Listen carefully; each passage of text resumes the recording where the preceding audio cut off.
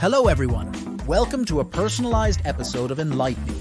Today we dive into OpenAI's relationship with journalism, including their dispute with the New York Times. We also explore innovative AI-powered devices for safety and tracking, along with the fundamentals of gradient descent in machine learning. Let's get started! According to the OpenAI blog, OpenAI highlights its perspective on its relationship with journalism, specifically addressing the lawsuit filed by the New York Times. OpenAI emphasizes its commitment to supporting the news ecosystem and fostering partnerships with news organizations. The company has engaged with numerous news entities, including the Associated Press and Axel Springer, to enhance journalistic practices through AI, such as assisting in analyzing large datasets and translating stories. OpenAI argues that training AI models using publicly available internet content is fair use, backed by academic and legal consensus. Despite this, OpenAI offers an opt-out for publishers, which the New York Times has utilized.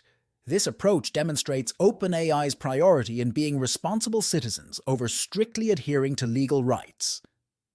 Addressing the issue of regurgitation in AI models, OpenAI acknowledges it as a rare but recognized bug. The company is working to minimize this issue, which occurs more frequently when content is duplicated across multiple sources. OpenAI insists that responsible use of its models is crucial, and misuse, as suggested by the New York Times, is neither typical nor permitted. Finally, OpenAI disputes the New York Times claims, asserting that their lawsuit is baseless and their portrayal of events is incomplete. OpenAI had been in discussions with the New York Times for a potential partnership, which makes the lawsuit unexpected. Jesse Liu, CEO of Rabbit, introduces the R1, a $199 AI device designed not to replace smartphones, but to offer an ambitious alternative. The R1 features a 2.88-inch touchscreen, camera, scroll wheel, and button for navigation and interaction with its AI assistant. With a 2.3 GHz MediaTek processor, 4 GB of RAM, and 128 GB of storage, the R1 is crafted in collaboration with Teenage Engineering. Its battery is touted to last all day. The R1 runs on Rabbit OS, utilizing a large action model for controlling various services through a unified interface, similar to Alexa or Google Assistant. Users can teach the R1 tasks, such as photo editing in Photoshop, and the device learns to perform these autonomously. Rabbit OS operates through category-based cards for different services and a web portal, Rabbit Hole, for service integration. Rabbit's strategy avoids the need for developer API support by training its AI to use existing apps. The R1 is open for pre-order, with shipments expected to begin in March. Rabbit aims to rival Humane's AI pin in the market. Generative AI takes center stage at CES with Amazon showcasing new Alexa experiences. Amazon's collaboration with Character AI allows Alexa users to engage in real-time conversations with various personas, including fictional and historical characters or celebrities. Users can also participate in role-play games. Splash offers an Alexa skill to create custom songs across different genres, with the option to download by voice command. Volley's 20 Questions game has been updated with generative AI, enhancing user interaction with smarter questioning and hints. Amazon's Alexa has also been updated to display more human-like emotions and opinions. Additionally, Fire TV is set to arrive on Panasonic smart TVs in 2024, and Mattercasting is coming to Fire TV and Echo Show 15. Amazon's Zoox, a next-gen robotaxi, was also featured among the announcements. Venturing into recent breakthroughs in AI news, NVIDIA is set to mass-produce its H20 artificial intelligence chip for China in Q2 2024, adhering to U.S. export regulations. The H20 is the most advanced of 3 chips tailored for the Chinese market following export restrictions imposed in October. Its release was postponed from November due to server integration challenges. Production will initially satisfy key customers. Despite confidentiality, Sources indicate Chinese firms are exploring local options, like Baidu's move to Huawei's AI chips, wary of further US clampdowns. NVIDIA, which launched a modified gaming chip recently, aims to maintain its Chinese market presence despite the ban on its A800 and H800 AI chips. The new H20, L20, and L2 chips offer cutting-edge AI capabilities, but with reduced computing power to meet export rules. As we move on from OpenAI's legal dispute and the latest innovations in AI devices, let's now explore the realm of safety-enhancing technology for children, seniors, and pets, where Singapore-based startup TAC1 introduces the TAC GPS Plus and Indian startup Ultrahuman ventures into smart home technology with the Ultrahuman Home.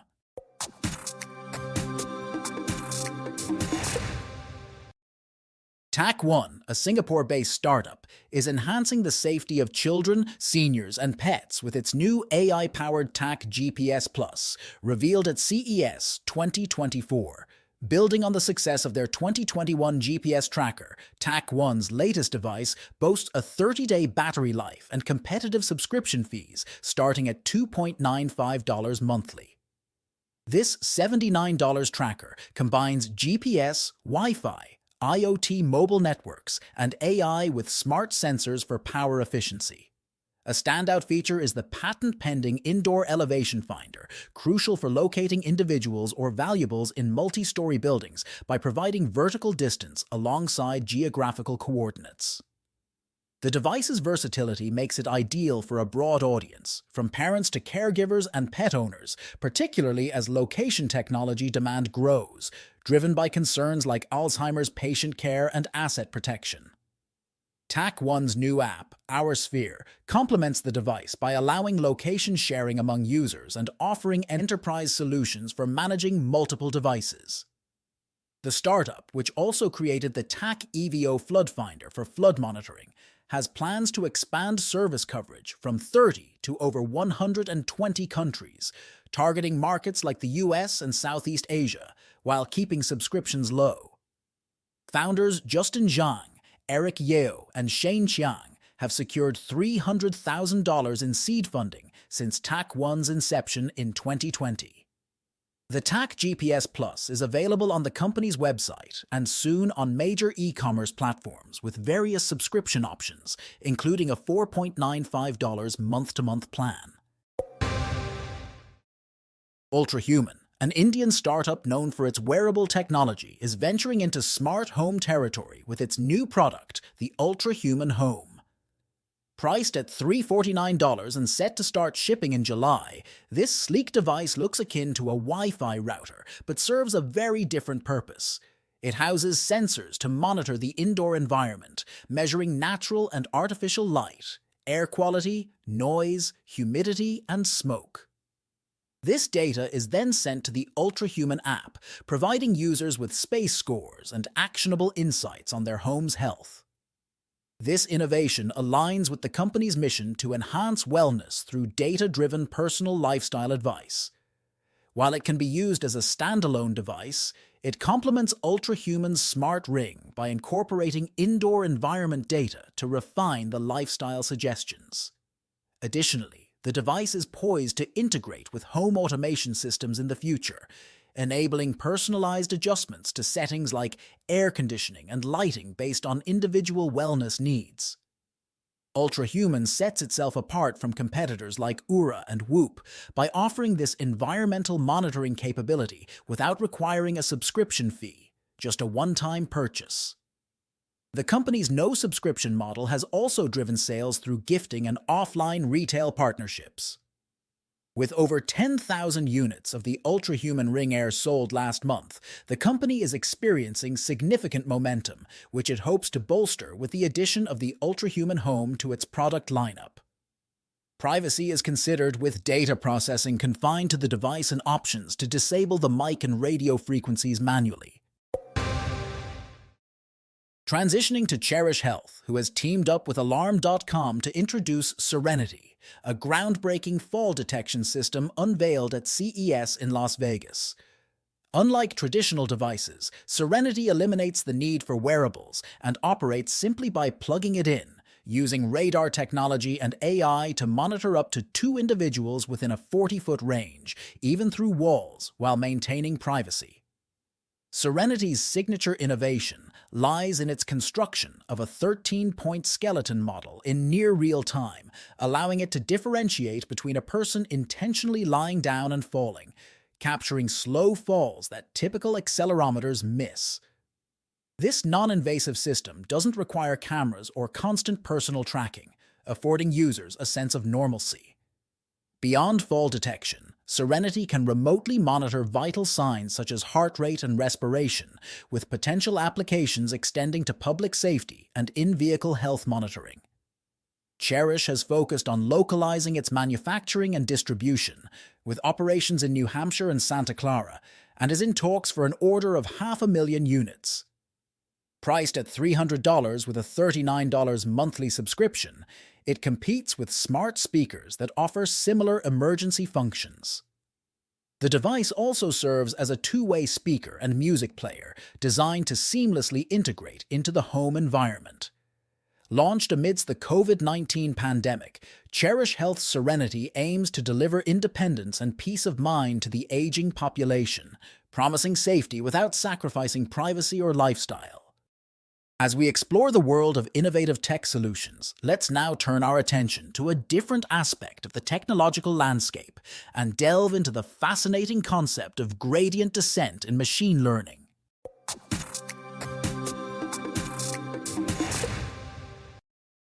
Today, let's discuss a fundamental yet intriguing concept in machine learning and deep learning: gradient descent. What exactly is gradient descent, and why is this technique so pivotal in the realm of artificial intelligence? But first, let's discuss the concept of the loss function. In any machine learning or deep learning project, after training your model, the big question is, how do you ensure it delivers optimal results? The loss function is your answer. It's a method to evaluate how well your algorithm models your dataset. Think of it as the yardstick for the effectiveness of your algorithm. For example, in a simple linear regression model where prediction is based on the slope and intercept, the loss function could be something like the squared difference between the predicted and actual values. This setup helps us measure the gap between our model's predictions and results. Now, the real challenge is to close this gap by adjusting the model's parameters. Most algorithms use gradient descent for this learning and updating process. But why gradient descent? Let's say we develop a unique theory for updating model parameters without prior knowledge of gradient descent. We'd start by using a loss function to measure discrepancies. Then, we'd face the challenge of determining how much to adjust each parameter. In a linear model, for example, where the prediction equation is weight times x plus b equals y, if the prediction for x equals 1 is off by a significant amount, we'd need to adjust the weight and b. But how? The complexity lies in the multitude of parameter combinations and the computational demand, especially in deep neural networks, DNNs, with millions of parameters. This is where gradient descent shines. Gradient descent isn't just about allocating loss across parameters. It's more like a strategy to traverse the loss surface, aiming to find the global minimum, the best possible approximation achievable by the model. Think of it as navigating through a foggy landscape in an RPG game, seeking the lowest point on a map. So, what is gradient descent, and why is it called that? Imagine a 3D loss surface plot with the loss function value on the vertical axis and model parameters on the other axis. At the global minimum, you find the parameter set with the lowest loss. Gradient descent guides us towards this point. It points us toward the steepest descent, and we move in the opposite direction, towards the steepest descent, gradually reaching the global minimum on the loss surface. How does gradient descent decide the adjustments needed for each parameter? It uses the gradient, a vector of partial derivatives with respect to each parameter, showing how much and in which direction to move. It's not just a pointer, it's like a detailed guide, instructing us on specific steps to take. However, the gradient is not just a direction on the loss surface. It's a projection of that direction onto the parameter dimensions, guiding us in the minimal direction of the loss function. This distinction is vital. The gradient is a directional guide within the parameter space, not on the loss surface. Gradient descent efficiently solves the parameter tuning dilemma. It's particularly effective in locating global minima in convex problems and local minima in non-convex scenarios. With the advent of parallelization and acceleration technologies like GPUs or TPUs, modern implementations of gradient descent such as mini-batch gradient descent and ADAM have become even more efficient. Finally, why is the learning rate necessary in the gradient descent formula, and wouldn't adjusting the parameter directly with the gradient be faster? The learning rate, or step size, is essential because it controls the pace of our learning process. It's like deciding how far to move your character in a video game based on the steepness of a hill. A small learning rate means cautious, small steps towards the goal, ensuring we don't overshoot. Thanks for tuning in to today's episode of Innovation Pulse. If you enjoyed our insights and are eager to learn more, the EnlightMe app is just a tap away. Expand your knowledge with personalized content on over 20 diverse topics, from crypto to health and beyond, all curated to fit your interests. Download the EnlightMe app now at the Apple Store or Google Play, or visit the enlightme.ai website. Stay curious, stay enlightened.